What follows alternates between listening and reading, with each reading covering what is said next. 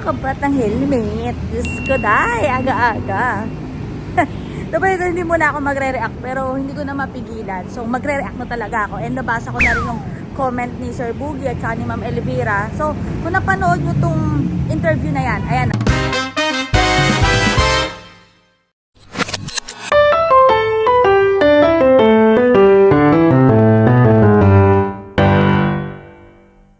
Yung magdalo na nakilati sa namin yung mga prospective candidates sa ngayon ang nais namin itulak sa pagka-presidente ay si Senator Risa Hontiveros.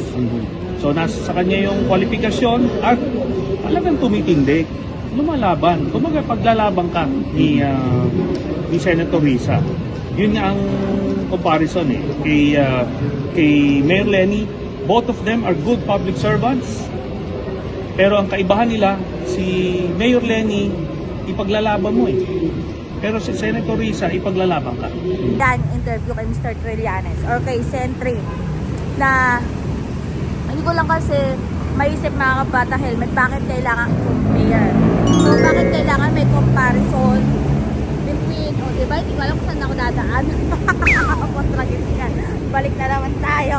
So, hindi ko alam kung bakit may comparison between Mayor Leni Robredo and kay Sen. Risa. Bakit kailangan ikumpara yung dalawa? Kung pareho naman silang for good governance, parehas ng advocacy, parehas ng public servant, bakit kasi kailangan humantong sa pagkukumpara? Yun yung hindi ko maisip mga kabatang helmet. At medyo, nung napanood ko nga yung interview na yan, ayan, umikot pa ako. Wala kasing daanan doon. So, nung napanood ko yung interview na yan, parang napaisip ako. Ang bottom line kasi doon ay bakit kailangan silang ikumpara? Bakit sila kailangan i-compare? And kung yun yung way, o yun yung strategy para iboto or piliin ng mga camping, piliin ng taong bayan si Sen. Risa, medyo para sa akin awkward siya or medyo off siya. Kasi sabi nga niya dyan, si Sen. Risa, ipaglalaban ka. Handa kang ipaglaban. Unlike si Mayor Leni Robredo, ipaglalaban mo.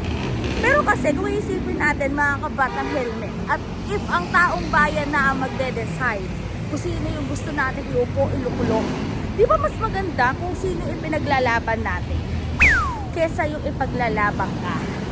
Kasi mas maganda, di ba, if tayo yung namimili, tayo naman talaga yung mamimili.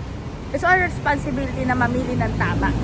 So di ba mas maganda na tayo yung namimili, tayo talaga yung mamimili ng taong ipaglalaban natin.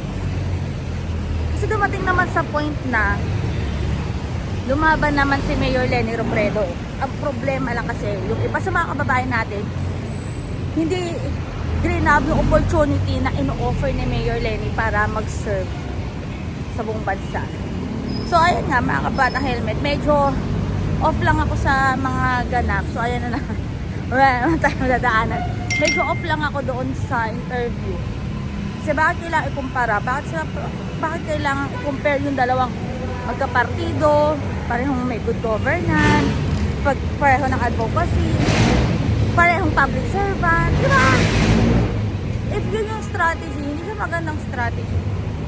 If yun yung way na para makuha yung boto o yung tiwala o yung desisyon ng taong bayan o ng mga campaign to go for Sen. Risa, para sa akin, hindi siya maganda. Napaka-awkward.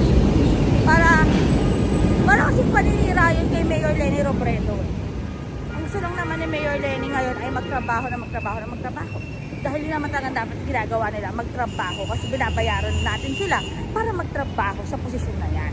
Pero yung nga mga helmet, basta comment sabi nyo dyan kung anong stand nyo, kung anong point of view nyo. Basta see you later!